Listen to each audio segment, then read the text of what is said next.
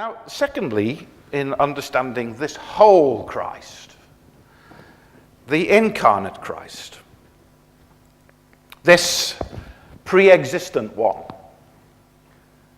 became human. John chapter 1 verse 14. I'm still in that passage. The Word became flesh and lived among us, and we have seen his glory, the glory as of a Father's only Son, full of grace and truth. Okay, so Christ has always been. He existed before he was made incarnate. But he did become incarnate. There was a point in time when God stepped into human history, when the uncreated one became a created one. Of course, he did not, at that point, cease to be the uncreated one. He remained the uncreated one. The Word became flesh and dwelt amongst us. So what he had been from eternity, he continued to be. But now, he took to himself also a human identity, so that the uncreated one also took into himself created existence as a human being. He entered into the world that he himself had made, so that he might know it from the inside, and he might live the life that we share. So you notice the language here in John chapter 1. In the beginning was the Word. The Word was with God. The Word was God. And then it says in verse 14, the Word became flesh. Notice the difference. He was, but he became. Strange to think that God himself goes on a pilgrimage. That God takes to himself a human life and lives it from the inside. And so we believe that Christ is both God, fully God, truly God, and fully human and truly human. He was made incarnate and lived amongst us. And we beheld his glory. Great language here, by the way. If you follow in the Old Testament the story of the tabernacle and the temple, you recognize the language here. In the Old Testament, God says to his people Israel, build me a tent. And so in the wilderness, when they're passing through the wilderness, they build a tent. And this tent is called the tent of meeting. It's the place where the people meet, but it's the place where God also meets with the people. And they come to the tent, the tabernacle, and they worship God. They offer their sacrifices, and the priests minister to the people, and they bless them. And this is a very important part of the story of Israel. And the tents of the people of Israel surround the tent of meeting, symbolizing God in the midst of his own people. This invisible God, whom they called Yahweh, is in their midst, and they might know him and love him as their own God. And that story of the tent goes on, but tents wear out, and there comes a time after several hundred years when the tent needs to be replaced, and it's replaced by a building this time, by the temple.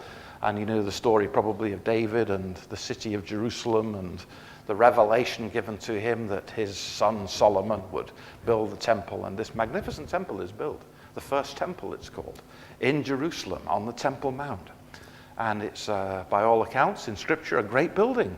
And God is here too. The tent is taken and collapsed into the building, so to speak. And this building becomes the place of the Holy of Holies. God is here in the midst of his people. There's a throne on which God sits, and it's the Ark of the Covenant, and there's the cherubim, and only one person is allowed to go into that very holy place once a year, and that's the high priest. And the high priest takes sacrifice once a year to make atonement for the sins of the people. And yet this is the place where God says, I will put my name there. And when the priests are consecrating the temple, we're told that the glory of God was so present that they could hardly stand to minister. The glory of God was pressing down upon them. Actually, the word glory in Hebrew means weight. The weight of God's presence was so profound that it bore down upon them and they could hardly stand. And this, for many years, is the place where Israel makes its sacrifices, and they come up. Literally, they would go up to the mountain, to Mount Zion, to the Temple Mount, and they would worship God there. And it's called, this glory of God is called the Shekinah. Have you heard that word? The Shekinah glory of God, the glory of God's dwelling amongst his own people. Shekinah, 3 consonants, S-K-N. And in Greek, which is not the same as Hebrew, in verse 14, it says the word became flesh and dwelt amongst us. Literally, it says that the word pitched his tent. Eskenosen. He pitched his tent amongst us. And eskenosen. What are the consonants? S-K-N. The same as Shekinah in the Hebrew. Interesting linguistic connections here. Because now the temple is no longer a tent in the wilderness, nor even the temple in Jerusalem, which Jesus would have known and which was being rebuilt during his lifetime. Now the temple is Jesus himself. His own body, his own flesh, his own personal identity. This is God's presence amongst us. This is God. And we don't need to go up to a building. We don't need to go to a tent to draw near to God. We need to go to a person. A person in whom God draws near to us, Jesus Christ. He is the way, the truth, and the life. He is the way into the Father's presence.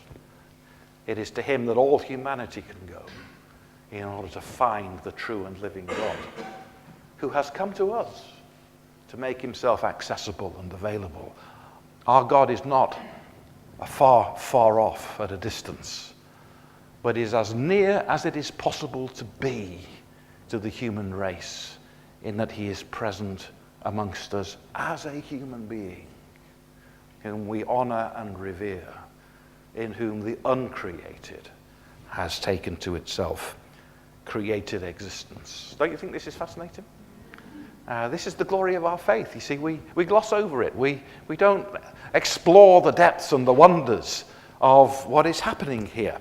And of course, as this uncreated word is the expression of God, now the word becomes flesh in order that God may speak in our language. You could say that this is cross-cultural mission that we've got here. Here is the one who comes from heaven into our world and our culture, and he crosses that great barrier between eternity and time in order to make himself available, in order to speak to us in his life and in his teachings about the one who is invisible, the one who is beyond us, the living God, who is a mystery to us, but not such a mystery now, because he has spoken in Jesus, to whom we listen. And in becoming a human being, we find what human beings are supposed to be like. Now, I look at you today, and you're a handsome bunch, and it's a pleasant experience. You know, there's nice people to look at, and so on and so forth. You're real human beings, aren't you? I can tell you're flesh and blood, and you're real, and I can tell you're real. And Jesus was real. He was a real human being. He was as real as you are. But even though I see before me, I'm taking my glasses off now because the glory is too much for me. Even though I look at real human beings as I look around me, you are not a true human being. Neither am I. Just to make sure I'm on the same level as you. You're real, but you're not true. You're a real human being, but you're not a true human being because you are not yet what you are supposed to be. You are not yet what God has made you to be. There is only one true human being who has ever lived. And we find him in Jesus of Nazareth. He's not only the real human being, he's the true human being. He shows us what it means to be human. To be human is to be like Jesus. He is the light of the world, not only in that he's God speaking to us, but he's also a manifestation of what it means to be human, of what human beings are called to be, and what we have the potential to be because of Jesus, because he has pioneered the way. Years ago, I was speaking at Spring Harvest. You get sort of joined up with people that you're supposed to lead seminars with, and I was joined up with a man I didn't know. I'd never met him. He was a South African, and he was a professor of physics, I think, and also a businessman. And he was a delightful man, and he used a wonderful example of what's going on here. He said, well, as a business person, if I want to manufacture a new product, the first thing we do is we have a prototype. We create a prototype. This is what we want. This is the kind of thing we want. When we've got a prototype, we then have a pilot project. And we reproduce the pilot project in a variety of other cases, and we see how we get on. And when we've had a good pilot project and we've refined our product, we then go into the market. We start marketing what we have invented. And he then went on to say it's a little bit like that with God and Jesus and us. Jesus is God's prototype. He is the first example of a true human being. He is the firstborn of all creation. And we might think here of Pilate pointing at Jesus and saying, "Behold the man." This is a true human being. Or we might think of Paul talking about the first Adam and the second Adam, or what he calls the last Adam. A friend of mine, Tom Smale, he has his own translation of that. Jesus Christ, he says, is the ultimate man, the last Adam. When I say man, I mean human being. The last Adam, the ultimate human being. He's what human beings are supposed to be. And we are the pilot project. We are being conformed to his image. That's what discipleship is. We're being conformed to his image and being made like him.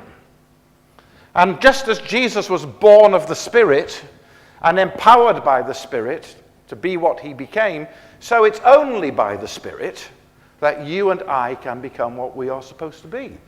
Only by the Spirit. We can't conform ourselves to Jesus' image. We can't, by our own effort, make ourselves like Christ. What we can do is receive from the Spirit of God that power which Jesus himself had and knew and was the result of, the power of God, which then conforms us so that when we're born from above and empowered by the Spirit, we might be like him. And that's discipleship. Becoming like him. But becoming like him by his grace and in his power. Not our own power, not our own strength. From his grace, it says, we have all, from him, we have all received grace upon grace. He is, as it were, the source of the grace that we need.